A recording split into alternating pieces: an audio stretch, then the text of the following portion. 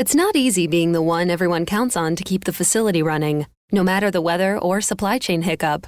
But we get you, Raymond in Buffalo, and Maria in Miami, Jules in Minneapolis, and Stan in Central Indiana, taking control of everything that's under your control. At Grainger, we're here for you with experienced branch staff at over 250 locations so you get the product you're looking for. Call, click Grainger.com, or just stop by.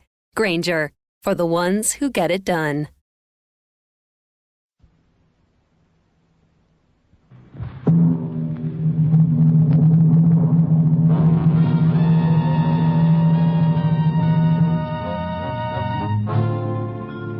Dangerous Assignment. Transcribed, starring Brian Donlevy as Steve Mitchell.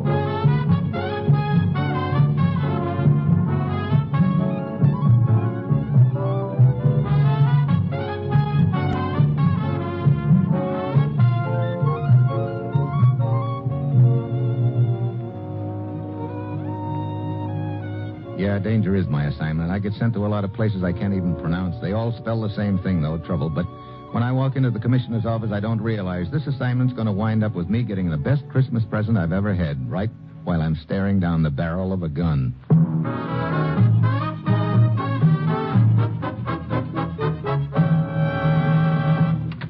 Morning, Commissioner. Just stopped in to say goodbye. Goodbye? Sure, my vacation starts this morning, remember?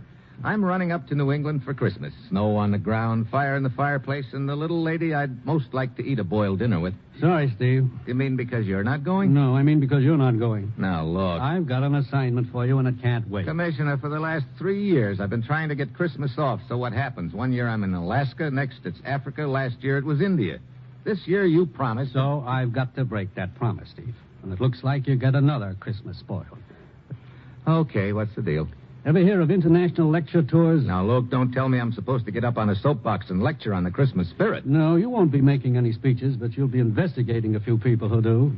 This is an organization of 6 European professors, Steve. They lecture at universities all over the world, including the United States. What about them? We've had our eye on them for quite a while. We've suspected that one of them was using his lectures as a front, that actually he's picking up secret information from contacts in this country and taking it back to Europe with him. Which professor is it? We don't know, but Dr. Gerber does. He's one of the professors, and he's waiting down the hall to talk to you. Find out what you can from him, Steve, then go anywhere and do anything necessary to smash this spy ring. And, incidentally, try to have a halfway decent Christmas. Well, that's it. You've got your assignment. Merry Christmas.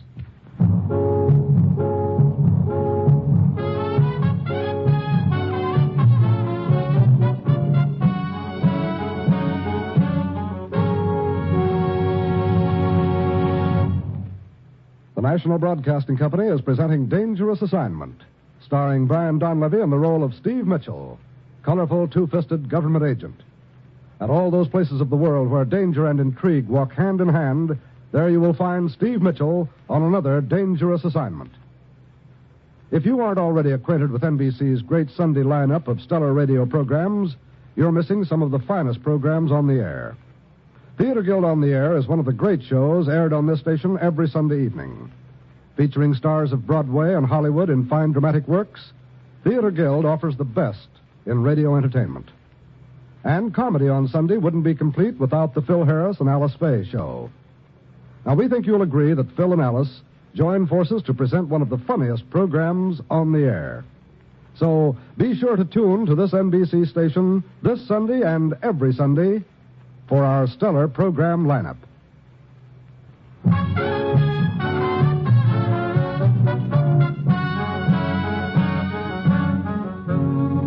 Sure, I've got my assignment. Go poke my nose into an international spy ring and have a Merry Christmas. I've got an uneasy hunch what kind of a Christmas present I'll get on this deal. Probably a gift-wrapped bullet. I go down the hall to the room where Dr. Gerber, one of the members of the International Lecture Tours, is waiting for me, and he tells me he knows who the foreign agent in the organization is and that he'll tell me on one condition. I must have protection, Mr. Mitchell. Oh, it's no problem. You're safe in this country, Dr. Gerber. You don't understand. I don't mean protection for myself. What? Here, this picture. Little boy. Yes, it's my son Kurt, 10 years old. He's the one you want protection for? Yes. I know only too well the measure of retaliation which might be employed against the boy if I were to reveal the information I possess. Okay, so we got a bodyguard for him. But Kurt's not with me. He's in the school in Stockholm, Sweden. School run by an Englishman, Horst Wakefield. I had to leave Kurt there. His mother passed away 3 years ago, and he has no other relatives. Well, we could have somebody from our consulate there pick him up. No. I'm sorry, that's not good enough. Kurt is registered under his mother's name at school. In school.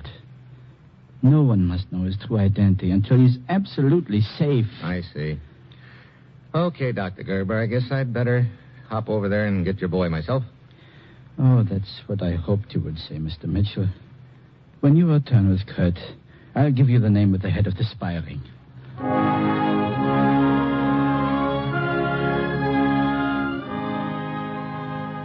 So I grab a plane for Stockholm. Dr. Wakefield's school is out of the city a little way. As I approach his office, a little girl with long curls comes out and wanders off toward the other children. I show my credentials to Dr. Wakefield and ask him to see Kurt. Mr. Mitchell, Kurt has disappeared. What?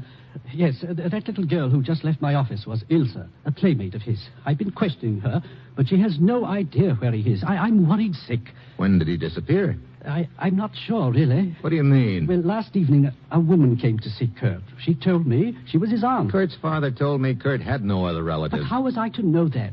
She said she was his aunt, and I saw no reason to doubt her. Go on. I sent her to his room. I believe she left when regular visiting hours were over.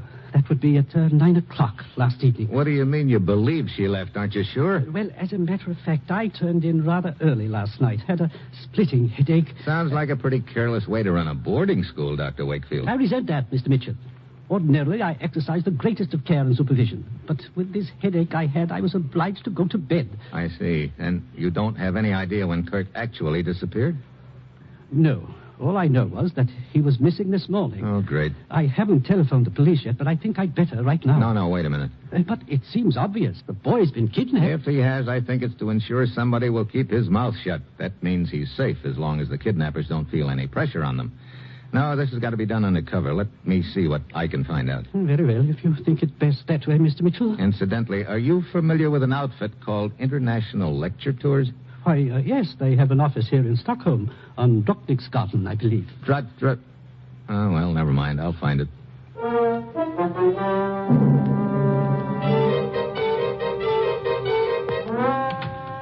Hiya.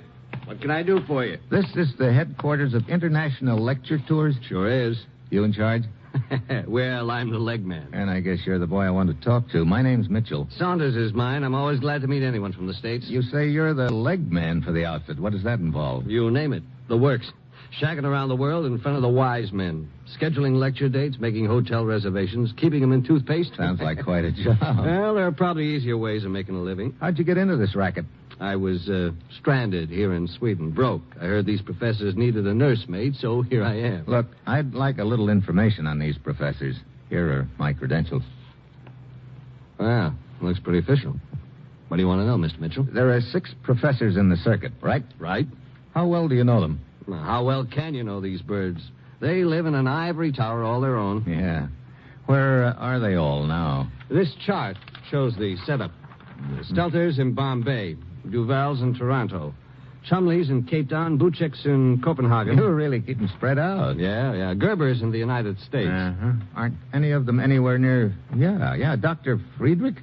Right here in Stockholm, huh? Oh, yeah. As a matter of fact, I'm expecting him any minute. He's got some sort of beef, as usual. He's a real fireball. I'd like to meet him. Well, stick around. He ought to be here any minute. Saunders!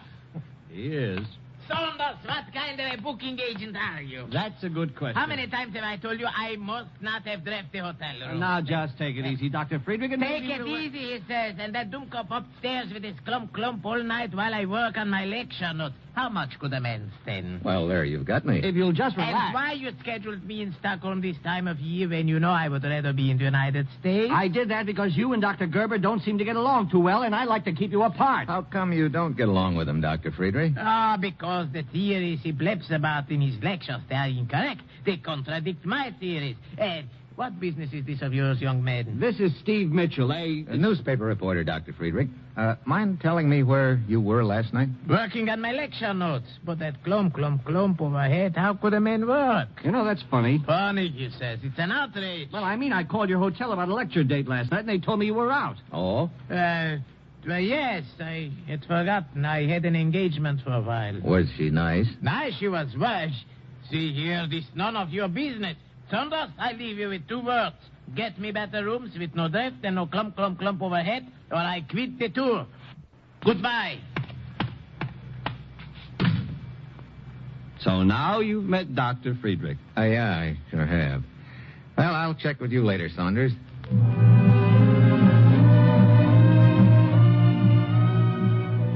Back in my hotel room, I go over the deal in my mind. It's starting to take shape. Last night, a woman visits Kurt. This morning, he's gone.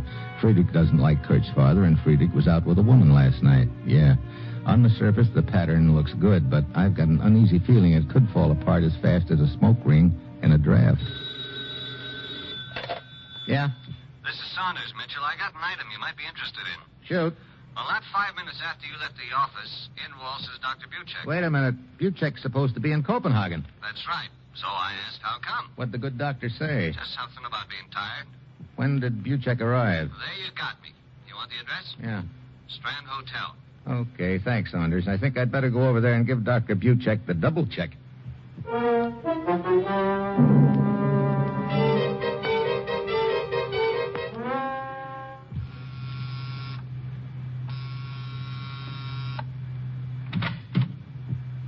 Yes? Well, hello. I'm Steve Mitchell, newspaper reporter from the United States. I'd like to see Dr. Buchek.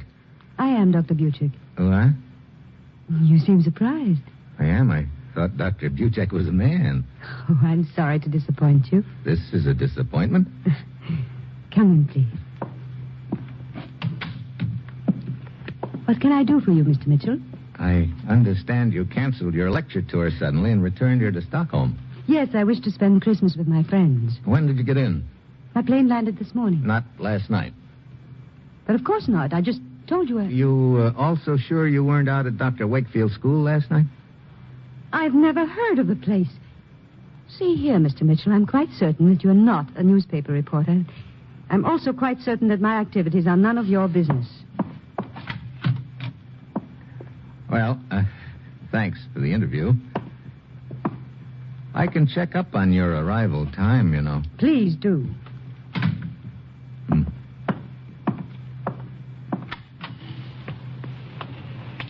A word with you, sir. What? Who are you? I'm Oscar. I'd like you to meet my friend Olaf. What? I don't see any. This is Olaf's gun in your back. He's the strong, silent type, but he has a very nervous trigger finger. Look, what's this all about? You shouldn't have bothered the young lady. Dr. Buchek? Now we have to go for a nice ride. A short one, no doubt. For us, yes. For you, such a long ride, I don't think you will ever Look, return. if you think I'm going to stand here and let you... We don't expect you to stand. Olaf.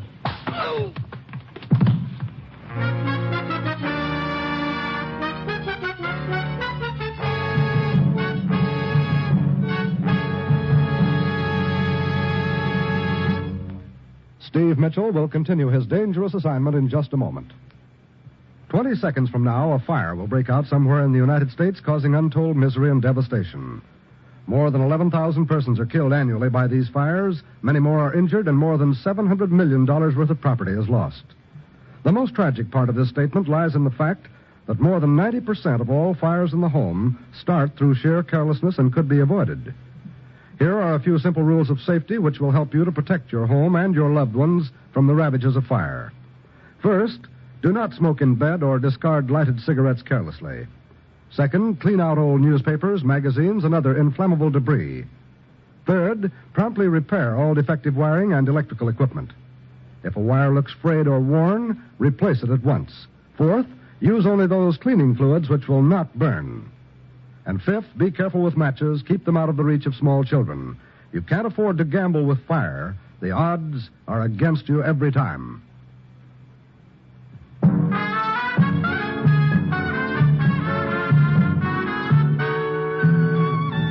Now back to dangerous assignment. And Brian Donlevy as Steve Mitchell.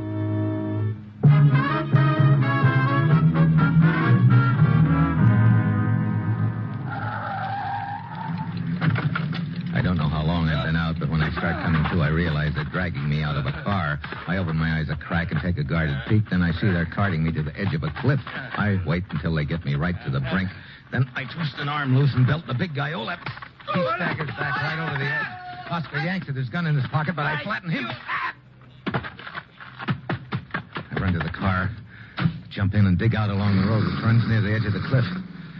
So far, so good. Then I hear the shots. I twist my head for a quick look. Oscar's gotten to his feet and is pumping lead after me. Oh, his next shot scores a bullseye on one of the tires. The car slews around and starts careening towards the edge of the cliff out of control. I manage to get the door open and dive out just as it goes over the edge.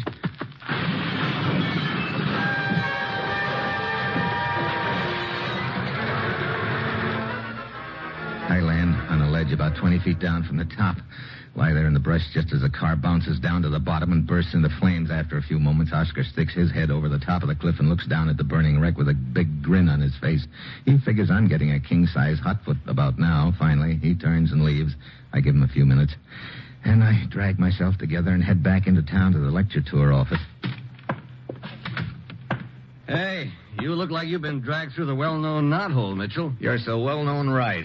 Hey, look, do you have a picture of Dr. Buchek around here anywhere, Saunders? Sure. Here's a publicity still we sent out to the papers. Will it do? Very nicely, thanks. She, kind of made a hit with you. Yeah, a big hit. So now I'm going to return the compliment.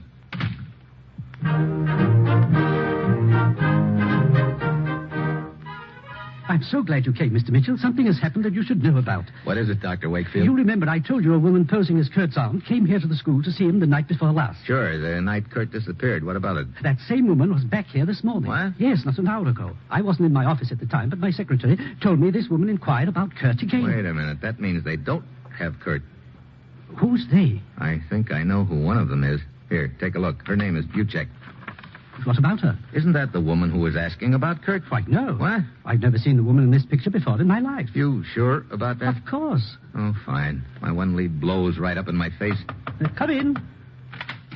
Oh, Hugo. Hello, Horace. Well, Dr. Friedrich. Huh? Oh, the nosy reporter. Yeah, I gather you were expecting him, Dr. Wakefield. Of course. Hugo and I are old friends. He drops in for tea and chit. Yeah. So, it's your move, Horace. No, I guess it's my move, gentlemen. I go outside and I'm really stumped. I've got to find Kurt and find out who's behind the deal, but I'm fresh out of leads. Then, as I'm walking through the school grounds, I spot the little girl with the curls, Ilse, Kurt's playmate. She's just slipping out a side gate with a little package under her arm. A sudden hunch hits me and I follow her. She takes off through the woods and then down the road. I keep out of her sight. Finally, she disappears into an old deserted barn. A couple of minutes later, she comes out empty-handed. I wait until she's out of sight, then I go into the barn. There's a blonde kid sitting in a feed box, munching on a sandwich. Hello. Hello, Kurt. Did you come to help me? Yeah. My father sent you? That's right. That is good. I've been praying for help. I knew it would come. Oh, yeah? What happened, Kurt? A woman came to see me at the school. She tried to make me go away with her. She said she was a friend of my father's, but I knew she was lying to me. Go on. Well, I asked her to wait outside my room while I packed. As soon as I was alone, I climbed out the window and ran away. I see. I'll bet you're tired of eating sandwiches, huh? My girlfriend Ilse's been bringing them to me. How'd you happen to pick this barn to hide in? Oh, I knew it was the right place as soon as I saw this manger. Manger? Yes. I read about a little boy in a manger once. I see. Well, I guess you couldn't have picked a better place, Kurt. Particularly on Christmas Eve. Will you take me to my father? Wait.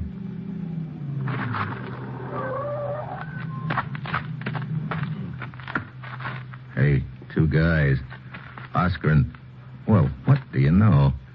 So I finally find out who's my boy in this deal when it's too late. It's never too late. It will be if I can't come up with something real fast. My eyes Look around the barn looking for something, anything. Kurt is on his knees in the manger praying. Then I spot a light bulb dangling from the end of a wire. I yank the wire loose from the bulb and trail it behind me, holding it in my left hand by the insulated part. Then I lean against the stall Kurt's in and just wait. I take a quick look at him. His eyes are closed and his lips are moving a little. There he is. Yeah. Hello, Mitchell. Hello, Saunders. So you're the big boy. I'm the big boy. But some guys will do for a buck, huh? You sent me chasing after that Buchek woman so your two stooges would know where to pick me up, huh? Incidentally, where's your other stooge, the woman who tried to get Kurt at the school? She's waiting at my office until I take care of this little deal. Thanks for leading us here. Don't mention it. I'm afraid you've kind of complicated things, Mitchell. Originally, I was going to grab Kurt and keep him so Gerber wouldn't spill about me. But now you know the deal, so that means I got to get rid of both of you. I'm sorry. That's the way it is. His gun starts swinging in my direction. It's now or never. I whip the electric wire out from behind my back and lash at his gun with it. A sort of blue flame wraps around the gun. Saunders drops it and grabs his hand. I give him a fist. Oscar dives for the gun, but I'm waiting for him. I tie the two of them up with their belts. Then I turn to Kurt. He's still sitting in the manger, looking at me calmly. Is it all over, Mr. Mitchell? It will be as soon as we pick up Saunders' girl at the lecture office. I prayed that something would happen to deliver us. It happened. Well, you see, I sort of made it happen, Kurt. Did you? I prayed for a bolt of lightning, Mr. Mitchell. Well, I guess you could call that electric spark a bolt of lightning, but it was man-made lightning. Was it? How did you happen to think of it? Oh, I guess I just sort of... I saw the light. Yeah, I guess I sure did. You see? Yeah. Yeah, I see. I'm the last guy in the world to argue the point, believe me. Funny. I was the one who was screaming that my Christmas was spoiled. Thanks, Kurt. For what? For one of the best Christmases I've ever had. Come on. You're going home to your father.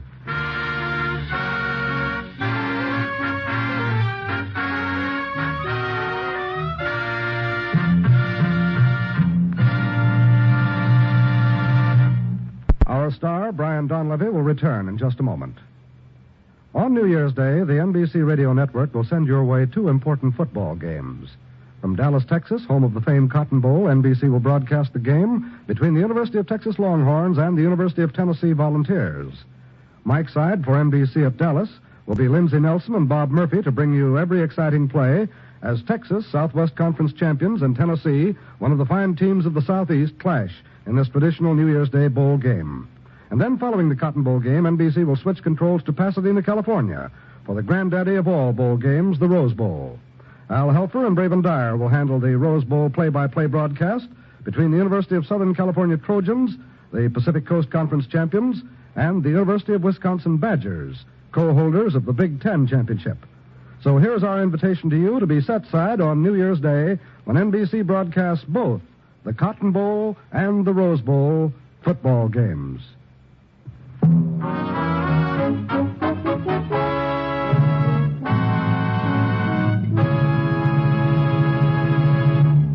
Tonight and tomorrow, as all of us throughout our great country celebrate Christmas with our families, trees, and gifts, let's not forget that it's the giving, not the getting, which is the true celebration.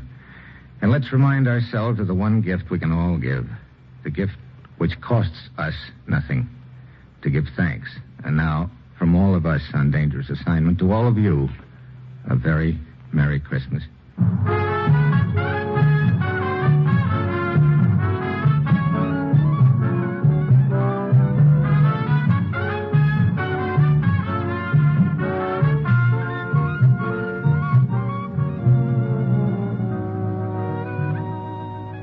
This is John Storm speaking and saying be with us again next week at this time for another transcribed Dangerous Assignment. This is NBC, the night before Christmas.